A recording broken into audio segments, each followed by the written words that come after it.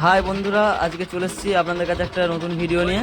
ভিডিওটি হলো কুলিয়া বাঁশের সেতু। দেখতেই পাচ্ছেন যে ভেঙে গেছে পুরো মিডিলেরটা, মানে মাঝখানেরটা যে খাডালটা ছিল ওটা ভেঙে গেছে, জলের স্তরে চলে গেছে, মানে পানা আটকে গেছিলো সেই চাপেতে।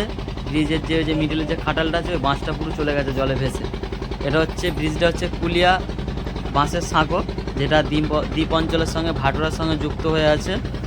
এখন প্রায় খুবই মানুষের অসুবিধা হচ্ছে যান চলাচলের জন্যে, কারণ এই ব্রিজটা মানে থাকায় যে সুবিধা পায় মানুষ, এখন ব্রিজটা ভেঙে গেছে, যান চলাচল পুরো বন্ধ। আপনারা দেখতেই পাচ্ছেন এখন নৌকায় করে পারাপার হচ্ছে।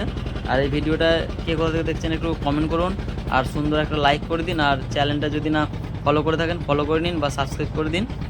আর কে কোথা থেকে দেখছেন একটু কমেন্ট করুন, আর ভিডিওটা একটু ভালোবাসা দিয়ে দিন বন্ধুরা। এরকম ভিডিও পেতে আমাদের চ্যানেলটাকে ফলো করে রাখুন। ধন্যবাদ।